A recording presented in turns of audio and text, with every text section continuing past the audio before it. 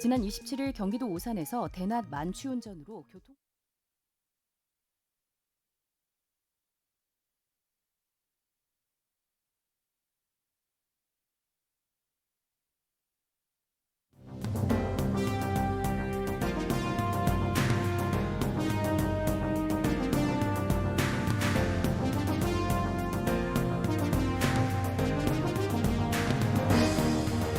안녕하십니까. 더 놓고 말합시다의 아나운서 함윤호입니다. 더불어민주당 이재명 대표의 불체포 특권 포기 선언이 국민의힘 등으로 확대되는 등 여야 정치권은 특권 내려놓기와 당 쇄신으로 지지층 결집에 나서고 있습니다. 민주당은 특히 총선의 안전판 성격인 전북 지역에서 현역 교체 작업을 진행할 거란 전망도 나오죠. 그중에 전북 국회의원 2~3명이 공천심사에서 탈락할 거라는 분석도 있습니다. 자, 하지만 양당 체제 피로감이 높아진 가운데 지역 안팎으로 제3당 창당과 제3지대 대세론 바람도 불고 있죠. 오늘 터놓고 말합시다에서는 올간 정치 토크, 더불어민주당 혁신과 공천 방향, 그리고 신당 창당 움직임 등 여러 영향력들을 살펴보도록 하겠습니다. 오늘 방송은 녹음 방송으로 진행하고 있습니다. 당일 정치적 상황과 조금은 달라질 수 있다는 점 양해해서 들어주시길 바라겠습니다. 유튜브에서 터놓고 말합시다를 검색하시면 실시간 보기도 보기도 가능합니다. 많은 의견도 올려주시길 바라겠습니다.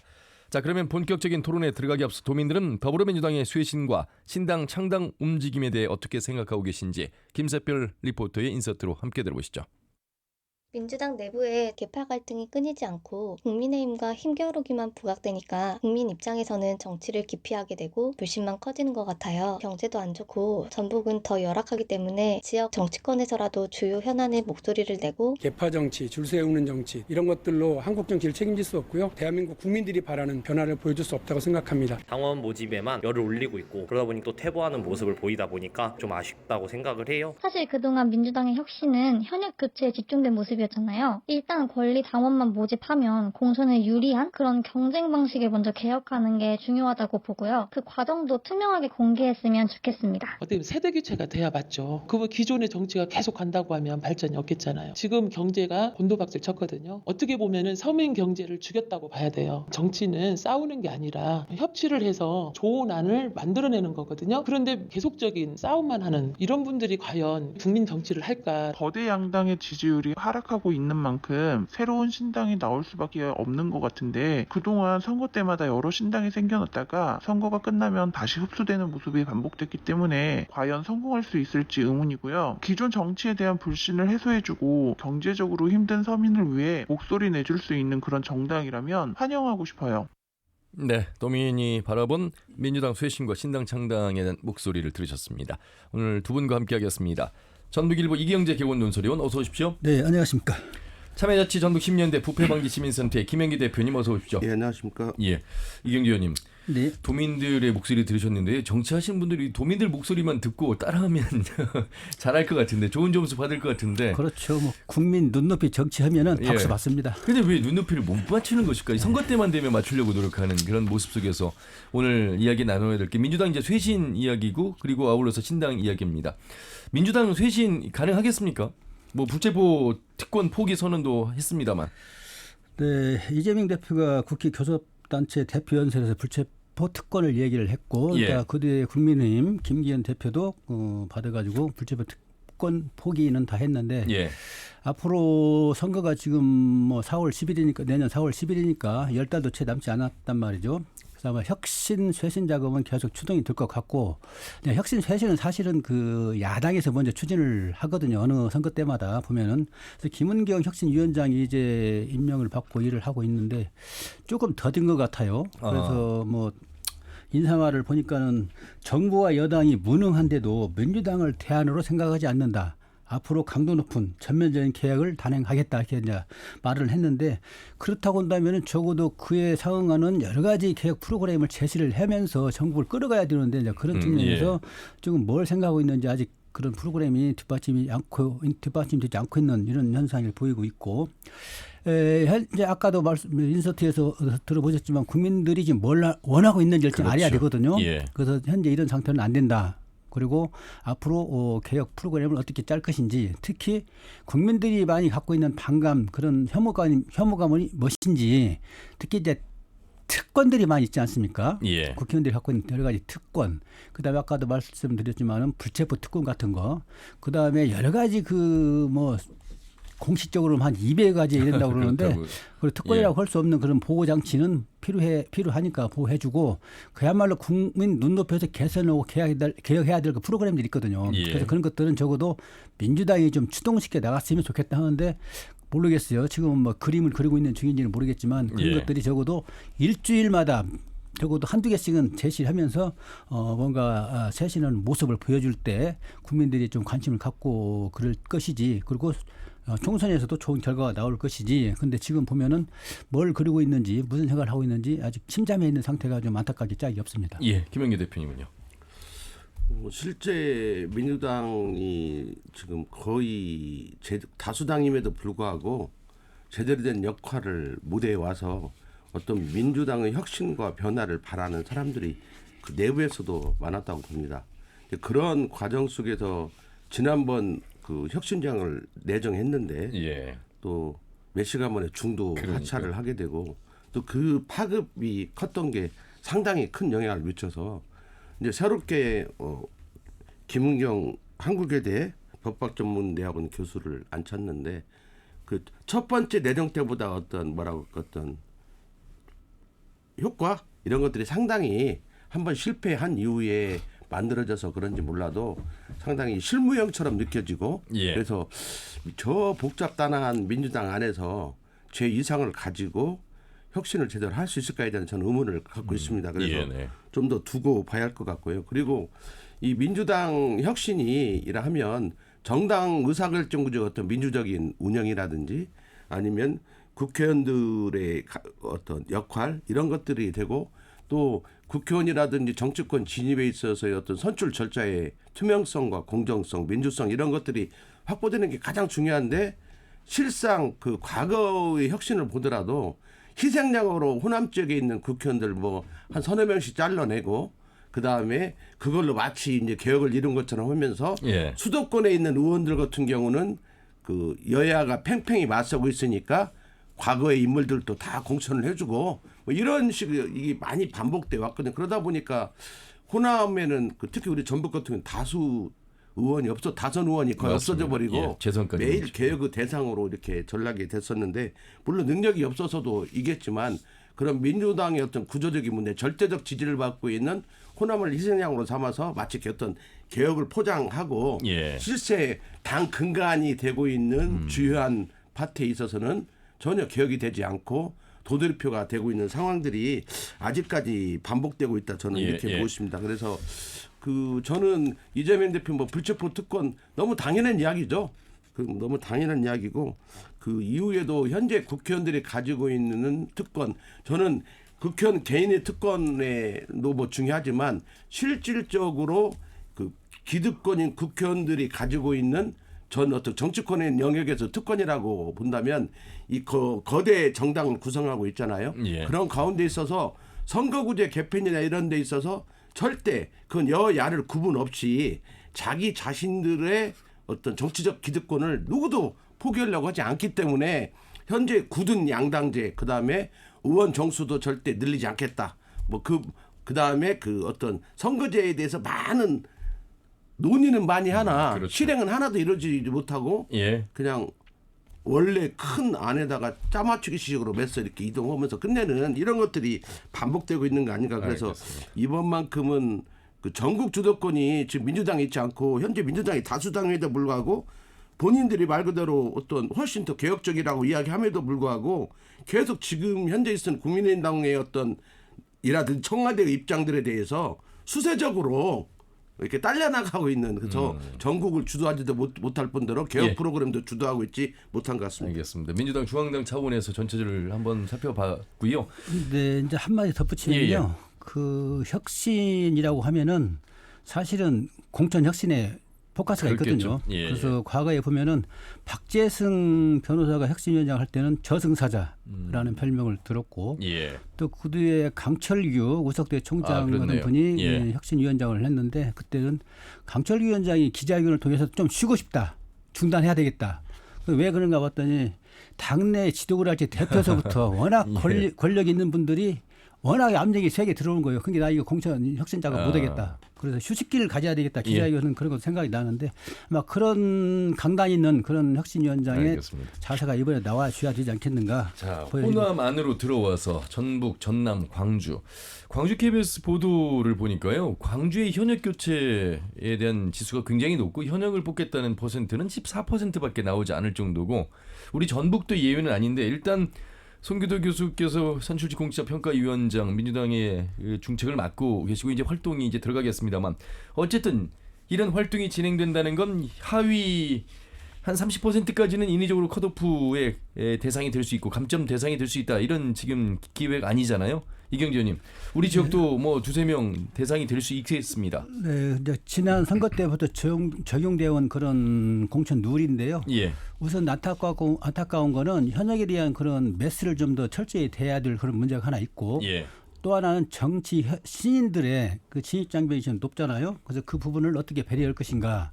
그리고 또 하나는 전략 공천도 좀 플러스가 돼야 되는데 그 부분에 대한 어떤 원칙 이런 것들을 제시하는 그런 것들이 필요해 보입니다. 다만 그런 부분은 당내 문제이기도 하고 또 국회 문제도 있어요. 예를 들어 국민들이 갖고 있는 생각은 문호동 무임금 해라.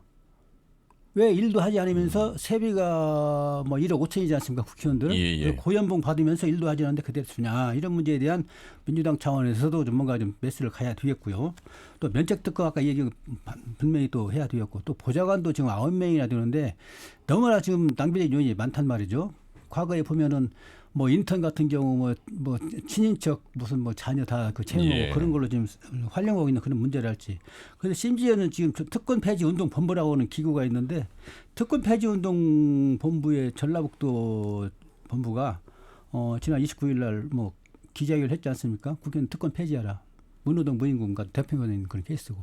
그래서 김은경 위원장은 내부의 공천 그런 혁신적인 룰도 중요하고 국회 차원에서 쇄신 작업도 같이 추동해 나가면서 전국을 끌어가면서 국민들한테 우리한테 한 번 더 신임을 해주라 이렇게 해야지 지금 같은 상태로는 그렇죠 기대 난마일 것 같아요. 그럼 전북에 지금 10명의 국회의원이 이제 열석인데 전북을 보면은 과거의 여론조사 그거 보면은 68%가 현역 바꿔야 된다는 얘기가 나오고 또 더 혹독한 그런 결과도 있고 역대 선거 때마다 보면 한 70%는 물갈이가 됐거든요. 근데 이번에는 저는 더 크지 않을까. 왜냐면은 뭐 10명이 다 민주당은 아니지만은 그 초선 재선으로 짜여지면서 상당히 그 원팀에 대한 역동성이랄지 그런 것들이 활발히 기대가 됐는데 국회의원을 하면서 보니까는 오히려 원팀이라고는 말만 원팀이지 전혀 원팀다운 모습이 안 보이고 서로 또 어떤 개인 각자도생 각자도생적인 어떤 그런 움직임을 보이고 있고 또 전라북도에 현안이 있을 때 뭔가 좀 응집력을 보이면서 타개해 나가는 그런 전술 전략적 그런 것들을 보여줘야 되는데 그런 것도 보여주지 못하고 각자도생 하다 보니까 전라북도 이만양 입구리 뒤에 있고 그리고 유권자랄지 도민들한테 평가받는 것도 70% 가까운 여론이 다 바꿔야 된다. 또 어느 지역 신문의 칼럼은 싹 바꿔야 된다. 이런 제목으로 지금 칼럼도 나가고 있지 않습니까? 그래서 뭔가 좀 신중히 활동을 좀 해야 될 필요성이 있고 현역들은 또 당 차원에서는 뭔가 쇄신 동력을 추동시켜야 될 그런 숙제를 던져주고 있는 국면이 지금이라고 봐야 되겠습니다. 민주당의 일단 현지 그러니까 현역 국회의원들에 대한 평가가 이제 눈앞에 있는데 그 평가를 통해서 교체 지수가 높다 이런 말씀들 이제 현실로 반영이 될 것 같습니다. 김영애 대표님은 유권자 입장에서 우리 지금 민주당 현역 의원들에 대한 민심이랄까요? 또 민주당 차원에서 지금 이루어지고 있는 공천 심사 이 예상 어떻게 하고 계십니까?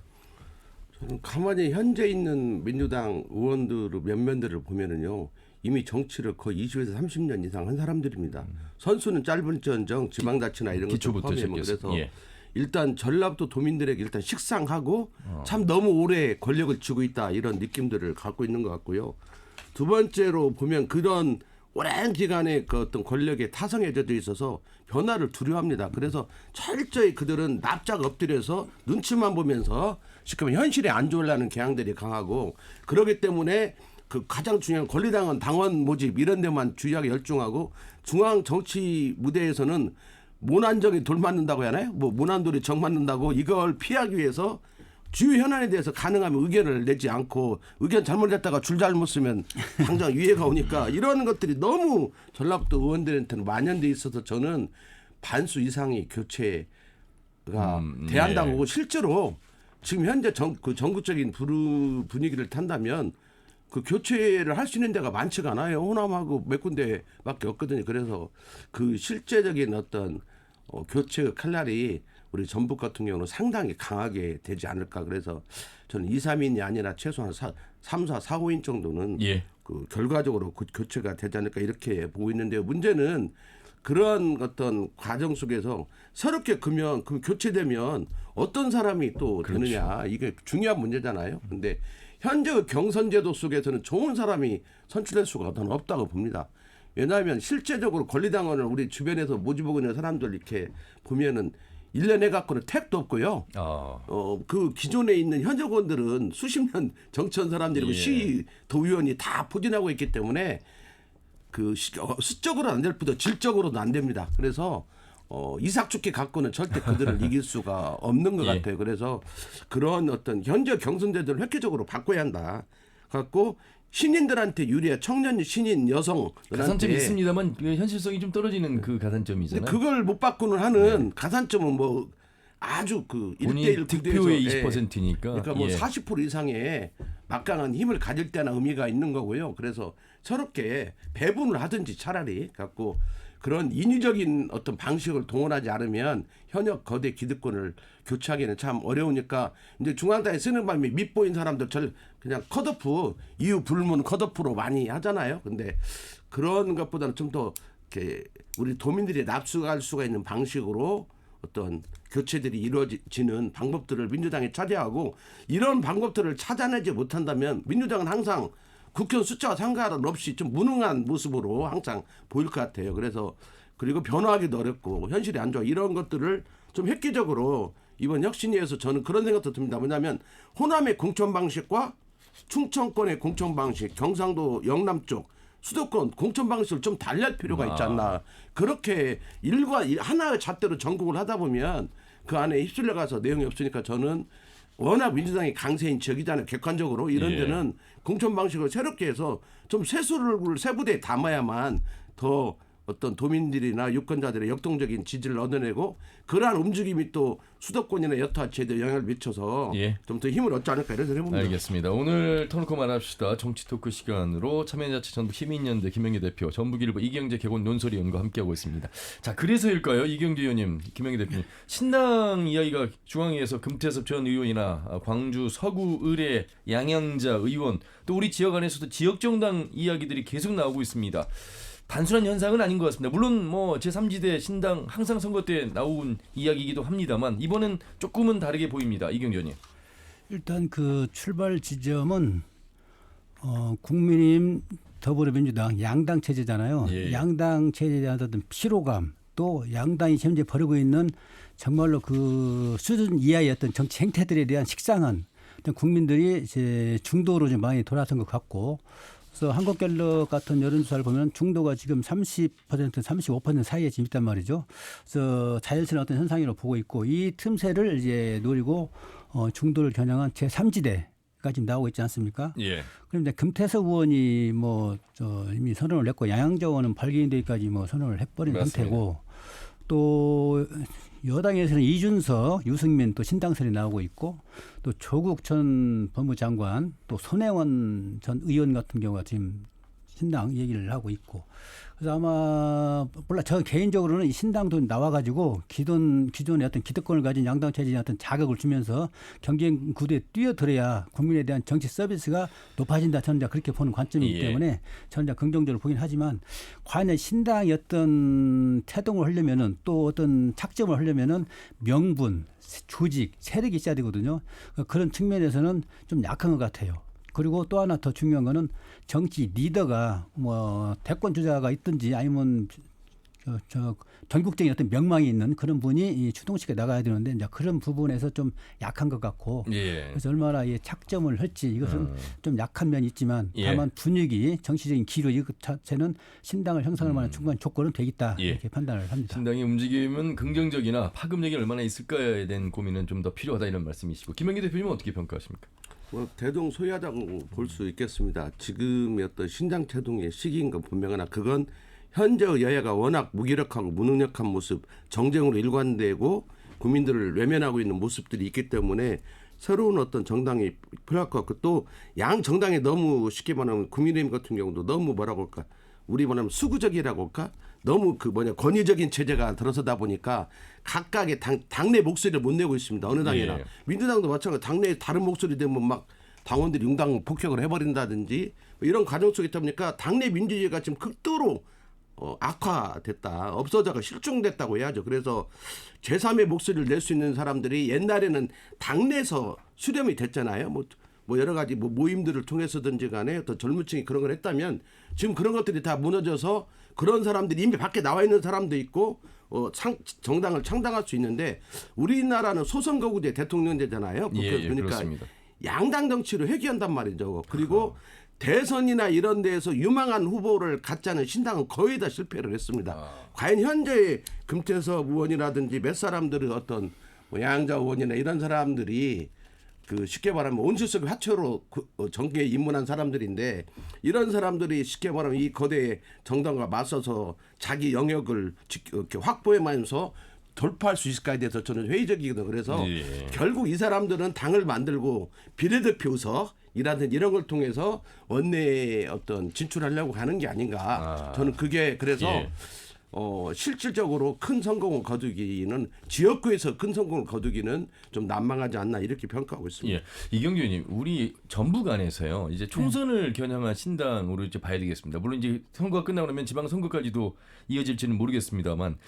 글쎄요, 이 민주당에 대한 지지가 강합니다. 물론 민주당에 선택할 수밖에 없는 선택적 대안이 또 없는 부분도 사실이긴 합니다만 과연 이 우리 지역 안에서 신당이랄까 물론 이제 안철수 국민의당이 성공한 총선이 있었기 때문에 가능성을 전혀 배제할 수는 없습니다만 이번 신당 그리고 아울러서 잠시 후에 또 이명택 익산 전 시의원과도 연결을 하겠습니다만 지역 정당 목소리도 계속 나오고 있거든요. 이게 과연 지금 정당법에 한계가 있어서 어려움이 있습니다만 그럼에도 불구하고 계속 우리 지역뿐만 아니라 지역 정당의 목소리는 나오고 있는 것 같습니다. 어떻게 보십니까? 지역 정당은 과거부터 그 필요성은 쭉 제기가 돼 왔는데 현역 국회의원들이 그 관련 법안을 개정을 해야 됩니다. 근데 그걸 손을 대지 않고 있기 때문에 너무나 어려워. 지금 장벽이 5천 명을 받아야 한달지 5개 시도에서 그 당원들을 장력을 줘야 되고 또 그 중앙당은 꼭 서울에 둬야 된다는 규정들이 있단 말이죠. 그래서 너무나 어려운데 윤호정 의원이 이걸 지금 개정 발의를 해놓고 있는 상태입니다. 6월 초에 해가지고. 근데 이게 제가 볼 때는 대표 발의를 했는데 과연 다른 의원들의 동의를 받아갖고 이게 법안이로서 성사가 될지 그건 상당히 봐야 되겠는데 저는 개인적으로는 지역정당 빨리 이런 걸 정착을 시켜가지고 중앙당은 국사랄지 외교 안보랄지 이런 문제를 다루고 지역의 문제는 지역정당이 뭔가 좀 정치 어떤 훈련을 시켜가지고 인재를 좀 내놓고 단체장이랄지 지방의회랄지 진출해서 지역의 문제를 끌어갈 수 있도록 왜냐하면 가장 정통한 사람들이 지역정당을 통해서 훈련된 사람들이거든요. 지역의 현안이랄지 특성이랄지 지역의 어떤 여러 가지 문화 이런 것들을 어떻게 디자인을 하면서 끌고 갈 것인지 이것은 경쟁력이기 때문에 그런 점에서 장점이라는 점에서 이제 그런 것을 옹호하고 긍정적으로 보고 있고 다만 이제 제 신당이 과연 전라북도에서 어떻게 영향을 끼칠 것인지 아마 태동은 되는데 제가 볼 때는 전라북도 같은 정서적으로 민주당이 강한 이런 지역에서는 둥지를 틀기가 어렵지 않겠는가. 과거에 안철수 의원 같은 경우가 국민의당 출범시킬 때 새정치 이 코드를 가지고 성공을 한 케이스고 그때 당시 38석을 얻었어요. 38석 얻었고 특히 수도권에서는 비례대표 의석을 민주당보다 더 많이 얻은 그런 이변을 노출시켰는데 그 당시 상황은 지금 아주 다르고 또 안철수가 새정치를 추동시키면서 전국을 뒤흔든 그런 것은 파괴력이 지금 보이지 않고 있고 또 그런 측면에서 전라북도 같은 경우에 신당이 과연 침투가 과연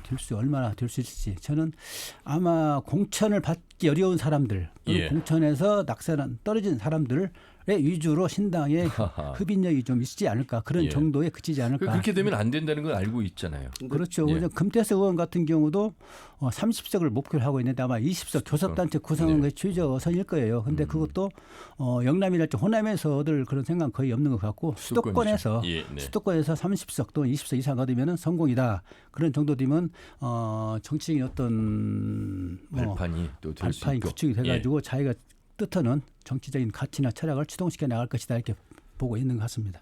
근데 내년도 총선은 저는 그 윤석열 정부에 대한 중간 평가가 아주 강하게 작동할 거라고 보거든요. 그렇겠죠. 왜냐하면 민주당과 국민의힘이 워낙 사활을 건 진짜 싸움으로 일관하고 있기 때문에 예. 결국 이제 내년도 되면 윤석열 정부도 출범한 지 뭐 2년이 넘어서서 거의 반절의 과정으로 가고 있기 때문에 그 실제적인 선거가 윤석열 정부에 대한 평가가 그 전국적으로 휘몰아칠 거라고 본다면 현재 이 분위기에서 그러면 이 중간 평가라는 건 이분법적이거든요. 저 정부 좋냐 나쁘냐 예. 이런 것들에 대해서 중간지대가 이렇게 쉽게 접근하기가 어렵고 특히 우리 호남 같은 경우는 뭐 민주당의 어떤 아성으로 구축된다면 당연히 윤석열 정부에 대한 평가에 있어서 뭐 입장이 뻔하거든요. 그렇겠네. 이런 과정에서 우리 전북에서 아마 그 제3당단 잘못하면 무소속 후보들보다도 득표를 하기가 어려운 거 아닌가 저는 알겠습니다. 이렇게 보고요. 그 지역 정당 문제는 제가 항상 주장해 왔던 그렇죠. 건데 예. 실제 그 정당은 못 만듭니다. 이런 방식으로는 결국은 그 지역별로 지역 정당을 움직이는 사람들이 지역 연합 정당을 만들어야 하거든요. 그래서 현행 정당법이 갖고 있는 명점을 돌파해야 하는데 이제 그게 가능하면 할 때만 그러니까 지역 정당이 아니라 실질적으로는 지역을 기반으로 한 전국 정당을 만들어야만 가요. 그런데 예. 우리가 편의상 지역 연합 정당이라 표현한다면 이런 방식이 아니고는 현재는 불가능하고 입법은 뭐 이걸 발의한 사람 한두 명이 아니거든요. 아무 의미 없는 정치행위다 저는 이렇게 봅니다. 예. 자, 말씀 들으신 것처럼 신당 창당 움직임 가시화되고 있는 상황에서요. 지난 시간 페트롤 전북에서 금태섭 전 국회의원과 이 신당 창당 관련해서 대담을 나눠봤습니다. 듣고 오셔서 이명택 전 시의원을 연결해서 지역 정당 이야기 듣도록 하겠습니다. 금태섭 전 의원을 연결하죠. 금 의원님 안녕하십니까? 예, 안녕하십니까? 예, 금 의원님은 9월쯤 내지는 8월 말 뭐 어떻게 창당 발표를 하셨는데 진행은 어떻게 준비하고 계십니까?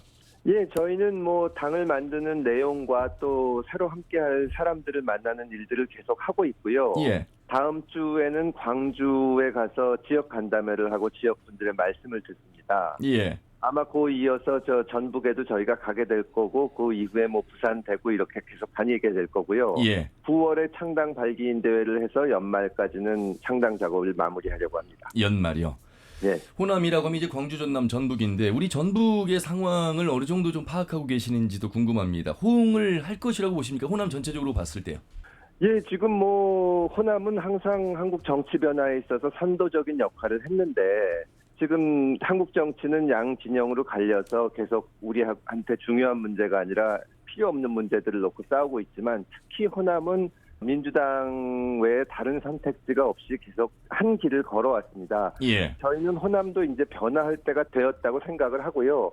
저희가 실제로 그 전북에 계신 분들과도 많은 얘기를 나눴는데 지금은 바뀔 때가 됐다. 그리고 새로운 선택지가 필요하다. 이런 말씀들을 많이 하십니다. 새로운 선택지가 없었기에 또다시 민주당에 대한 지지로 이어졌다. 이런 말씀으로 이해가 되는데 예. 사실 우리 전북 도민들께서는 안철수 국민의당 창당을 떠올렸고 또 실제 대거 많은 분들이 10석 중에 7석을 국민의당이 거머쥐었기 때문에 그 정도의 파급력을 금태섭 의원님이 말씀하시는 신당에서 기대를 할 수 있을까? 이 파급력 효과는 어느 정도일까? 이런 궁금증을 갖게 됩니다.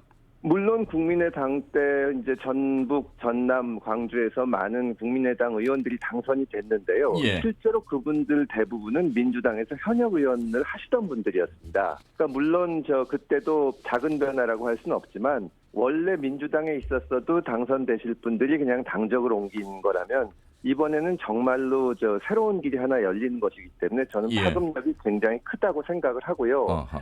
사실은 지금 호남 쪽 분들하고 말씀을 해보면 제일 많이 말씀하시는 게 윤석열 정부에 대해서 비판하고 지적할 점이 굉장히 많다. 그 고칠 점들이 많은데 정말로 민주당이 그거를 못하고 필요 없는 데 집착을 하고 이런 비판들을 많이 하십니다. 예. 실제로 시민들은 저희한테 좀 정상적인 얘기를 하는 정치인을 좀 봤으면 좋겠다 이런 말씀들을 하시거든요. 저희는 지금까지 활동했던 정치인들과는 좀 다른 얘기를 하는 다른 사람들 이런 분들이 나올 예정이기 때문에 국민의 당대와는 보다는 훨씬 넓고 깊은 변화가 있을 것으로 기대하고 있습니다. 수도권에서 30석 신당 가능할 수 있다 이렇게 말씀하셨고 사실 그때와 지금의 차이점은 이제 대권 주자라고 하는 안철수라는 인물이 확실하게 있었다는 부분. 이런 맥락에서 볼 때 금태섭 의원님이 말씀하시는 신당의 대권 주자 구성, 조직 뭐 이런 부분들에 대한 준비는 어떻게 돼가고 있을까요? 대권 주자가 꼭 필요하다는 말씀들을 정치 평론하시는 분들이 많이 말씀하시고 제3 신당의 성공 조건이라고 말씀을 하시는데 실제로 대권 주자가 있어서 혹은 또 뭐 강력한 지역 기반이 있어서 신당이 성공한 사례가 한 번도 없습니다. 오히려 한 사람한테 매달리고 그 사람 입만 쳐다보게 되면 나중에 그 사람이 잘못 판단하거나 시행착오를 했을 때 한 번에 무너져 내리는 모습을 많이 봤을 겁니다. 국민의당도 38석이라는 대단한 실적을 올리면서 출발을 했지만 임기가 끝나기도 전에 3석으로 줄었고 지금은 흔적을 찾아보기가 어려워졌습니다. 이게 다 한 사람만 바라보는 정치의 실패라고 생각을 하고요. 유권자들이 그것을 학습을 했기 때문에 저희는 지금은 내용이 중요하고 함께 참여해서 만들어 나가는 것이 중요하지 어떤 한 대권 주자를 믿고 그 사람이 한국 정치 전체를 뭐 바꾼다든가 구원한다든가 이렇게 보는 시각은 낡은 시각이라고 생각합니다. 그 말씀하신 함께라는 영역 안에요. 양양자 의원이 발기인을 하는 신당이라든지 정의당의 또 신당 연대 협력 뭐 이런 것 아울러서 우리 지역에서도 지금 지역 정당 목소리를 많이들 내고 있거든요. 아직 가시화되진 않고 있습니다만 언제든지 열어두고 연대 협력이 가능하다는 말씀에 함께라고 이해를 해도 될까요? 지금 한국 정치의 모습에 대해서는 상식이 있고 제정신을 가진 정치인이라면 다 비슷한 고민을 한다고 생각을 합니다. 그래서 저희는 그런 고민을 하는 분들에 대해서 전부 존중하고 그분들의 말씀을 들어보려고 하고 있습니다. 그런데 이제 양양자 의원께서는 오늘 창당을 행사를 하고 공식적으로 발표를 하실 것이고 정의당도 지금 여러 가지 진로를 놓고 고민하고 있고 또 지역에서는 지역당을 가지고 고민하시는 분들이 있는데 저희는 그분들의 고민을 존중하면서 저희 나름대로 충실하게 준비를 하다가 나중에 그 내용을 보면서 충분히 대화를 할 수 있을 것이라고 생각을 합니다. 아직까지 뭐 공식적으로 서로 이 내용을 국민들 앞에 내놓지 않았는데 뭐 합친다 만다 연대한다 만다 이 얘기를 하는 것은 서로 뭐 건강한 모습은 아니라고 생각을 하고요. 다만 비슷한 고민을 하고 있다는 인식은 하고 있습니다. 새로운 신당은 공천의 시스템을 어떻게 좀 개혁할 것인가 혁신할 것인가 이 부분은 어떻게 진행이 될까요? 공천 시스템은 지금 뭐 민주당도 혁신위원회를 만들었지만 시스템 자체가 문제가 되는 것은 아닙니다. 다만 이제 그 국민들의 의견이 얼마나 많이 반영되는지 지난번 총선에서 민주당이 대승을 거두기는 했지만 민주당이 공천하는 것을 보면 실질적인 1번 공천이 지금 김용민 의원이 받았었습니다. 그때 조국 집회에 나가고 많은 국민들이 공정에 대해서 새롭게 생각하는 그런 계기가 된 사건들에 대해서 국민들이 생각하는 것과는 다른 말씀들을 하시는 분들이 제일 먼저 공천이 되고 했거든요. 시스템 자체가 지금 준비가 돼 있다는 생각은 안 하고 다만 구성원들이 어떻게 움직이고 행동해서 그 국민들의 의사를 잘 반영해낼 수 있나 저는 그것이 중요하다고 생각합니다. 오늘 이경재 의원님 함께하고 계시는데 이 의원님 인사 나누시고 질문하시죠.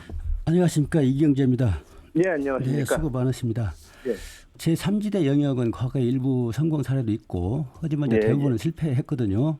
거대 양당 구조에서 승자 독식의 이런 소선구제 하에서 과연 성공할 수 있겠는가? 말하자면 여러 그 표를 흡입해내는 어떤 그런 힘이 동력이 떨어진다는 얘기죠. 양당 구조라고 하는 거는. 그래서 양당에 대한 비판이 많이 있으면서도 현실 정치에서는 또 그게 흡입하는 그런 경향이 많이 있기 때문에 가장 중요한 그 현실적 가능성을 이쪽에 두고 있는데 이걸 돌파할 수 있는 그런 전술 전략이랄까 또는 뭐 개혁적 어떤 프로그램이랄까 이런 게 혹시 있나요? 당연히 그 지금과 같이 이 거대 양당이 있는 데서 신당을 하는 것은 어렵다고 저희도 알고 있습니다.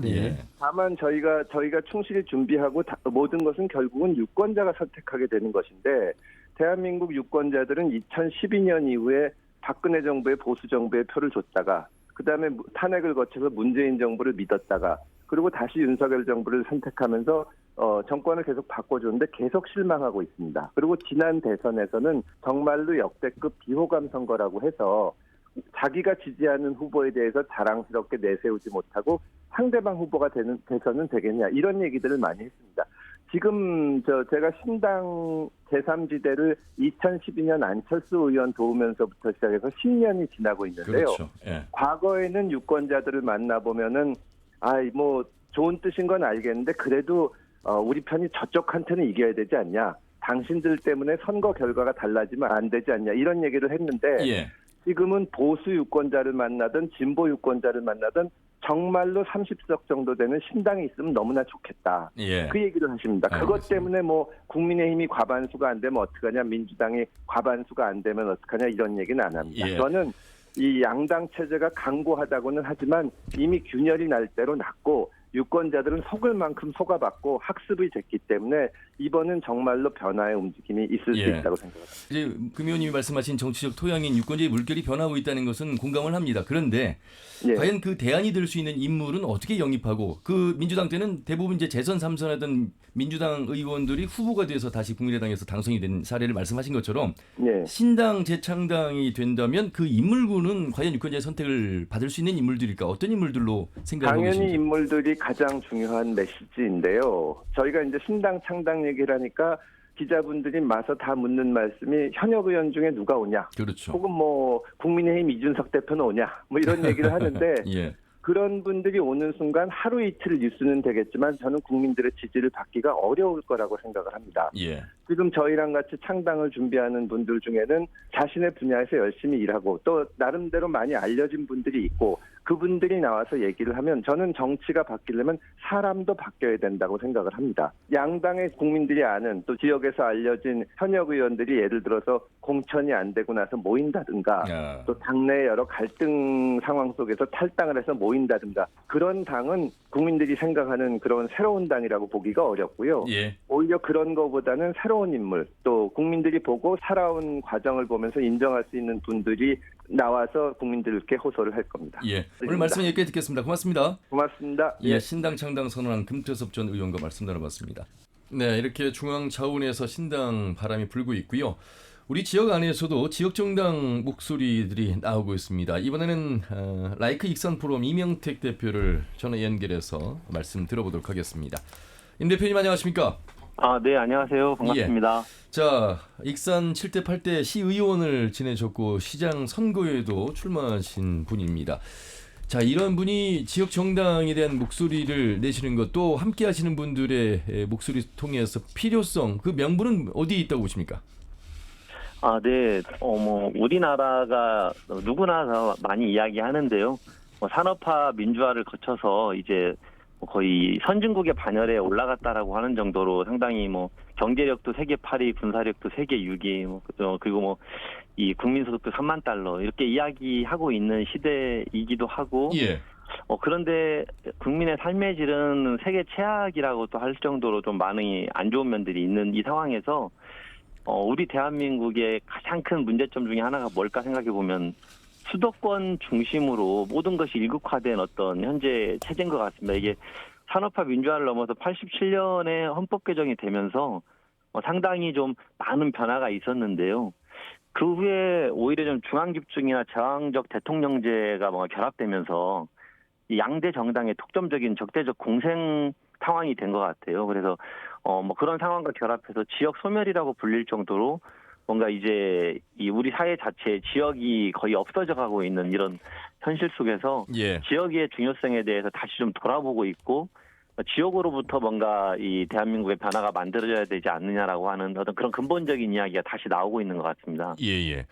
필요성은 충분히 많은 분들이 공감하시는 분위기던가요? 어떻습니까? 예, 필요성에 대해서는 많은 분들이 공감을 하고 계신 것 같아요. 그리고 실제로 전 세계적으로 이 지역당이 인정되지 않는 나라는 우리나라밖에 없는 상황입니다. 해외 선진국들에서는 지역당이 매우 활발하게 다 상당히 활동을 하고 있고요. 그래서 그런 흐름에 대해서는 공감을 하는 상황인데 워낙 우리가 좀 중앙 집중화된 정치 문화에 익숙하다 보니까 예, 이게 오히려 뭐 지역 감정을 유발하는 거 아니냐. 예. 예, 그리고 또 이게 가능하겠느냐 이런 또 비관론도 마찬가지로 존재하고 있는 것 같습니다. 예, 금태섭 전 의원한테도 질문한 내용인데 그냥 단도직 입장으로 질문 드려보겠습니다. 과연 네. 그러면 민주당과 경쟁해서 이길 수 있느냐, 그런 인물이 있느냐, 이런 그 원론적인 질문을 드리면 어떻게 답하시겠습니까? 예, 어찌 보면 우리가 특히 호남 그리고 전라북도는 거의 90% 이상이 일당이 독식하고 있는 체계다 보니까 예. 어찌 보면 그런 새로운 꿈을 꾸거나 변화에 대한 갈망에 대해서 표출하지 못하고 있는 한계도 있는 것 같습니다. 어찌 보면 저는 거의 더불어민주당의 볼모 잡힌 어떤 전북 호남이라고 생각이 드는데요. 예. 그게 결국은 저는 그 민주당 일당 독식의 구조에서 공생하고 있는 기득권 세력들이 만들어내고 있는 패배주의라고도 생각이 들거든요. 예. 그래서 결국은 그럼에도 불구하고 지금 전 국민이 바라고 있는 어떤 정치의 변화 그리고 지역 어떤 구도의 타파, 그러니까 대한민국이 한 발 나아가기 위해서 반드시 바뀌어야 될 게 1번이 정치다라고 이야기하고 있는 이 현실에서 예. 꾸준히 뜻있는 사람들이 모이고 정치의 새로운 담론, 미래를 이야기한다면 지지받을 수 있는 어떤 그런 변화가 만들어지지 않을까 생각하고 자, 있습니다. 그러면 임 의원님, 네네. 전북 지역당 한마디로 말하면 이것을 하기 위해서 지역당을 만듭니다라고 말씀을 해주신다면 이건 뭡니까? 이 한마디로 말씀드리자면. 저는 한마디로 말하면 연합정치라고 생각을 합니다. 연합정치. 예, 예. 우리나라 정치가 현재 거의 심리적 내전 상태라 할 정도로 서로 적으로 간주하고 서로를 인정하지 않는 어떤 양당 구조에 지금 발목 잡혀 있는데요. 예. 지금 정치의 가장 큰 화두와 담론이 무엇일까? 저는 좌와 우, 진보와 보수, 그리고 미래 가치인 녹색까지를 포괄하는 이런 가치가 서로 존중되면서 광폭의 연합 정치를 할 수 있는 정당이 만들어지는 거. 저는 그거다라고 생각이 들고요. 그리고 예. 지역당이 그런 면에서 이데올로기나 그런 것들에 상당히 자유롭기 때문에 지역 문제에 천착하면서 그러면서 대한민국 정치 변화를 바라는 예. 어떤 그런 좀 연합정당으로서 만들어질 수 있고 또 전국의 그런 많은 사람들과 연대할 수 있는 가능성을 갖고 있다고 생각합니다. 자, 그러면 임 의원님, 네. 지금 전북 지역당 얘기하는 거 아니죠? 전국에서 네네. 이런 지역당 목소리들 계속 나오고 있잖아요. 예. 앞에 금태섭 전 의원과 인터뷰를 나눴는데 금태섭 의원도 신당을 만들면 이 당을 만든다는 게 쉬운 일이 아닌데 네. 전북 지역당과 같은 광역시도가 5개가 만들어져야 또 서울에 중앙당을 둬야만 되는 정당법에 맞춰서 본다면 연합정치 안에는 금태섭 전 의원이 만든 신당이나 양양자 의원이 발기한 신당이나 네네. 함께 연계를 하면 지역당의 가치를 내세우면서 또 정당을 만들 수 있으면서 지지를 더 얻을 수 있지 않을까, 이런 생각도 현실적인 측면에서 보면 이게 가능하지 않을까, 이게 대안이 되지 않을까, 이런 생각도 해보겠는데요. 예. 제가 말씀드리고 있는 연합정치라고 하는 가치에 전적으로 부합하는 이야기라고 생각이 들고요. 예. 다만 지금 이제까지의 좀 정치에 대한 이야기들이 해정치 이야기를 할 때 정치 전환 자체에 대한 담론이나 방향이 좀 보이지 않았던 것 같아요. 특히 권력을 교체하냐, 권력을 재편하냐, 예. 이런 어떤 정치 기획만이 좀 횡행했다고 생각이 들고요. 이제는 어떤 그런 하향식으로 인물 중심으로 만들어지는 게 아니라 이렇게 지역당처럼 진성당원 풀뿌리에서 기초해서 아래로부터 만들어져서 위가 변하는 그러면 아까 그런 새로운 담론, 새로운 신당을 추구하고 있는 분들도 제가 아까 연합정치를 이야기했는데요. 그 이외에 직접 민주주의라든가 지역주의 타파, 정치 문화 개혁 이런 거에 대한 어떤 담론에서 충분히 서로 좀 존중하면서 동의가 될 수 있는 부분이 있다면 예. 이게 전국정당으로 서로 연합이 될 수 있다고 생각합니다. 알겠습니다. 오늘 이경재 의원님, 휴명기 대표님 함께하고 계시는데요. 대화 나누시겠습니까, 이경재 의원님? 네, 안녕하십니까, 이경재입니다. 네, 안녕하세요. 수고 많으신데요. 저는 한 가지 여쭤볼 게 네네. 지역 정당에 대한 필요성이랄지 또 가치 이런 것들은 상당히 그동안에 쭉 논의가 되어 왔고 높이 평가를 하고 있는데 현실성에서 자꾸 어긋나고 그랬단 말이죠. 이것을 태동시킬 수 있는 그런 작업 준비 과정, 그건 어떻게 지금 돼 있습니까? 예. 한 지난 1년 전부터 전국에 지역당을 하고자 하는 지역의 사람들이 서로 지금 계속 교류하면서 연대하고 있고요. 그래서 또 한편에서는 전국 지역당 연합당이 만들어지는 흐름도 있습니다. 네. 그리고 전라북도에서는 2년 전부터 지리산 실상사에서 열렸던 지리산 정치학교를 뭔가 좀 참여했던 사람들이 좀 바탕이 되어가지고 올해 2월부터 구체적으로 현재 전북 지역당에 대한 논의를 해오면서 최근에 전북 지역당 창당 제안문을 같이 함께 성안하고 완성을 했습니다. 이제 앞으로 이것들을 14개 시군을 순회하고 뭐 포럼이나 토론회 같은 것들을 진행을 하면서 당원을 모집하고 설명을 하고 하면서 차근차근 일단 전북 지역 자체의 지역당을 먼저 좀 만드는 일에 충실하려고 계획하고 있고요. 아까 말씀드린 것처럼 뭐 양양자 그 금태섭 또 그의 뭐 시대전환 조정훈 그리고 아까 그 전국의 지역당 하고 있는 많은 분들 충분히 어떤 담론과 가치 강령에서 서로 좀 차이를 인정하면서 서로 존중할 수 있는 핵심 가치에 대해서 동의가 된다면 폭넓은 연합정당을 만들어서 지역정당의 중심을 두면서도 전국 정치를 변화시키는 일에 같이 하려고 하는 뜻을 갖고 있습니다. 그렇다면은 현행 정당법 지금 아주 진입 장벽이 높게 돼 있지 않습니까? 현행 정당법 내에서 그런 작업을 준비해 나가고 있다 그런 이야기인가요? 예. 한편으로는 정당법 개정을 바라는 헌법 정신에 어긋나기 때문에요. 헌법소원을 내는 일도 진행을 해서 현재 헌법재판소에 헌법소원이 접수가 되어 있는 상황인데 뭐 한 1년 내내 지금 이게 결론이 안 나고 헌법재판소 가지고 있는 상황이고요. 그리고 또 한편으로 현실에 맞게 현재 정당법 내에서 전국 정당을 창당하는 쪽으로 힘을 모으려고 생각하고 있습니다. 네. 예. 김영기 대표님 혹시 말씀 나누시겠습니까? 나름대로 의미 있는 일을 하고 계신다고 생각이 드네요. 근데 이제 그 결국 현행 정당법으로는 정당 창당이 불가능하니까 우회 전술을 하는 건데요. 저는 뭐 현실적으로는 지역 정당 세력 연합 정당 형태 외에는 다른 게 없다고 하는데 아까 말씀 중에서 뭐 모든 세력을 다 모아야 한다고 하는데 그 초기 정당 창당은 가능할지 모르지만 그렇게 모든 세력을 너무 또 모아놓으면 선거 한번 치르고 없어지고 또 재편되고 이런 과정을 반복하지 확률이 높지 않을까 싶은데요. 네네. 그 말씀에 공감하고요. 다만 아까 제가 가장 핵심 가치가 뭐냐 할 때 연합정치를 이야기 드렸는데요.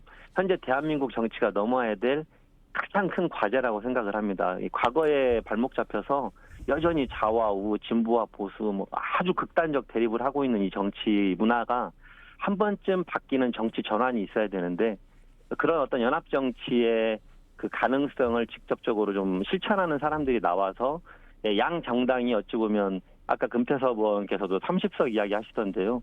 여전히 저는 사사히 제가 축구 전술 요 근래 이야기하는데요. 사사는 여전히 양 정당이 차지할 거라고 생각을 합니다. 다만 뭐 적게 보면 아까 그 30석이라고 하면 1인데요. 하여튼 이 국회 의석이 30석에서 60석 정도만 이런 좀 연합 정치를 꿈꾸는 사람들로 바뀔 수만 있다면 양 정당을 충분히 견인할 수 있는 캐스팅 보터가 될 것 같아요. 그래서 좀 지금 우리 대한민국 정치가 한 곱이 넘어가는 데 있어서는 연합 정치가 반드시 필요하다. 좀 그런 생각을 갖고 있고 그래서 좀 서로를 존중할 수 있는 정치 문화에 뭐 대화하고 타협하고 설득과 공감에 의한 어떤 그런 좀 품격 있는 정치 문화로 바뀌어야만이 대한민국의 미래가 있다는 생각이 들어요. 그래서 뭐 간혹 생각이 다른 분들도 많이 이제 나타날 수 있을 텐데 일단 저는 연합 정치를 어떻게 해볼 것인가에 좀 많이 고민이 가 있습니다. 임 의원님. 네네네. 지난번 말씀 속에서 온라인 당원을 통한 당원의 어떤 영향력 또 당원의 의견을 수렴하겠다 이런 말씀하셨는데 이 관련해서 어쨌든 정당이 만들어지면 당원이 있을 것이고 또 공천 과정이 있지 않겠습니까? 어떻게 준비하고 계십니까? 아까 제가 핵심적인 좀 저희 가치 중에 직접 민주주의를 추구하고 싶다고 말씀드렸는데요. 현재 헌법 40조 입법권은 국회에 있다. 이거 개정해가지고 입법권은 국민에 있다. 다만 국회에 위임할 수 있다. 이렇게 저는 바꿔야 된다고 생각을 하고요. 정당도 마찬가지로 블록체인 기반의 온라인 플랫폼으로 만드는 걸 기본에 두고 있습니다. 그래서 전당원이 정책을 내고 모든 정안이 투표하고 공천도 전당원이 같이 함께 투표하는 다만 그게 어떤 대중 추수주의라든가 포퓰리즘 이런 것에 먼저 영합되는 것이 아니고 그 과정에 충분한 토론과 설득, 공감 이런 어떤 충분히 수기할 수 있는 어떤 그런 시스템을 같이 함께 가지고 간다고 한다면 당원이 주인되는 아래로부터 만들어지는 정당이 될 수 있지 않을까 좀 그런 걸 실천적으로 실제 실행하는 정당이 나와야겠다 생각을 하고 그렇게 좀 지향을 하고 있습니다. 당장 총선을 목표로 지역 정당도 창당이 되겠습니다만 10개의 지역구에 후보를 낼 수 있는 그런 인물 구성이랄까 인물 영입 이런 부분들에 대한 생각도 좀 하고 계실까요? 예, 뭐 지금 당장에 저희들이 어떤 흔히 어떤 인물 중심으로 사람이 만들어지고 또 그분 중심으로 정치에 관심 있는 사람들이 당원이 되고 이제 이런 구조는 저희는 아닐 것 같고요. 아하. 실제 그동안 어떤 민주당 중심의 일당 독식의 구조의 뭐 90% 이상의 어떤 정치 권력이 활동하고 있는 우리 전북의 현실에서 실제 이 변화의 필요성에 대해서 공감하는 분들과 함께 최대한 진성당원 중심으로 좀 조직 중심보다는 진정성을 가지고 가치를 추구하는 사람들 중심으로 좀 열심히 모여서 이걸 퍼뜨려가고 조직화해 나가다 보면 아까 그 전국적인 또 흐름과 같이 함께 힘을 합할 때는 좀 합하고 이렇게 함으로써 국민들에게 뭔가 지지받을 수 있는 모습이 된다면 또 좋은 분들이 같이 함께 할 수 있지 않을까 생각하고 있습니다. 예. 혹시 못하신 말씀 마무리 말씀해 주시기 바라겠습니다. 예, 뭐 요즘 그런 말씀 많이 드리는데요. 일단 우리 전라북도가 그래도 어떤 구한말의 정쟁이나 예세에 의해서 병들어가고 있던 그 조선을 구하기 위해서 동학 농민혁명이 일어났던 곳이고 군대 정신의 발상지라고 알고 있습니다. 그래서 다시 한번 이 전북에서 대한민국의 대전환을 뭔가 좀 꿈꾸고 실제 만들어가고 많은 영향을 줄 수 있는 그런 좀 정치 문화를 만드는 그런 전북 지역당이 잘 만들어지길 바라고 도민들께서도 너무 좀 패배주의라든가 민주당 일당 독식이었던 그 구조에 너무 익숙하게 그냥 자연스럽게 뭔가 보고 계시지 말고 좀 이런 움직임에 많은 지지와 성원을 보내주셨으면 좋겠습니다. 알겠습니다. 힘내시길 바라겠습니다. 고맙습니다. 네, 감사합니다. 네, 이명택 전 시의원 익산 라이크 포럼 대표와 말씀 나눠봤습니다. 근데 그 논의를 하다 보니까요. 이 지역 정당은 그 가장 기본적인 건 지방자치에 대응하는 정당이거든요. 어설프게 총선에 욕심냈다가는 그냥 3% 못해갖고 정당이 없어질 수도 있고 그러니까 실질적으로 현재 지역정당 논의가 뭐 거기에 참여하는 사람은 아니지만 내년 어떤 속도로 봤을 때 내년도까지의 어떤 지역의 뿌리를 내려서 총선에 유력한 후보를 내기는 어려운 거 아닌가 이런 생각을 해봅니다. 아무래도 이제 지방 선거에 좀 유리한 체제, 또 지역의 목소리를 더 낼 수 있는 환경은 지방 선거가 좀 더 이명택 전 의원은 좀 금태섭 씨나 이런 쪽과는 좀 다르게 저는 결이 좀 다른 것 같아요. 대화를 이렇게 쭉 들어보면 그래서 좀 장기적 과제로 준비를 하고 있는 게 아닌가 이런 생각 들고 저도 그렇습니다. 영국, 독일, 일본처럼 전국 정당 외에 지방 선거 참여만을 전제로 한 지역 정당 그걸 해야 오히려 흡인력도 있고 성공 가능성도 높고 뭐 그렇지 않을까 싶은데 모르겠어요. 이제 그 지금 준비 작업을 하니까 저는 그런 지역 정당을 하면 오히려 흡인력이 좀 높지 않을까 이렇게 보여집니다. 결국엔 그것도 역시 이제 부작용도 있을 거고 그런데 지금 일각에서는 2021년도에 유럽의 한 대학에서 조사를 한 게 있어요. 국회의원 자리에 AI 인공지능을 앉혀야 된다. 그래서 11개 나라를 대상으로 조사했는데 51%가 그게 찬성을 했어요. 그래서 앞으로는 그런 AI 인공지능 정치를 하는 게 뭐 플랫폼도 정당 플랫폼도 마찬가지고 그게 하는 게 오히려 국민적 어떤 관심 지지를 끌어나가지 않을까. 왜냐하면은 AI는 정파랄지 특정 어떤 사리사욕이랄지 이런 게 없지 않습니까? 정책도 마찬가지고. 그래서 배분이랄지 어떤 집행을 고루하기 때문에 결국은 그쪽이 나중에 국민적 지지를 받지 않을까. 좀 농담으로 하신 말씀이죠? 뭐 얼마 전에 뭐 음악회 지휘를 이제 AI 로봇이 한 사례가 있었습니다만 평가는 좀 엇갈렸습니다만 어쨌든 그 말씀에는 이제 뼈가 있는 말씀의 내용만을 여러분들께서 이해하시면 될 것 같습니다. 정치 토크 해야 될 얘기가 많은데 여기서 마무리해야 될 것 같습니다. 다음 시간에는요, 우리가 한 번 더 짚어봐야 될 내용이 선거법으로 이제 위반 혐의로 재판을 받고 있는 지자체장들이 있어서 그 과정 사안도 여러분들께 한번 짚어드리도록 하겠습니다. 오늘은 신당 관련된 이야기로 마무리하도록 하겠습니다. 두 분 말씀 잘 들었습니다. 고맙습니다. 네, 감사합니다. 네, 전북일보 이경재 개건논소리원 참여자치 전북시민연대 부패방지시민센터 김영희 대표 함께했습니다. 터놓고 말합시다는 다음 주 일요일 오후 5시 5분에 인사드립니다. 함윤희였습니다. 고맙습니다.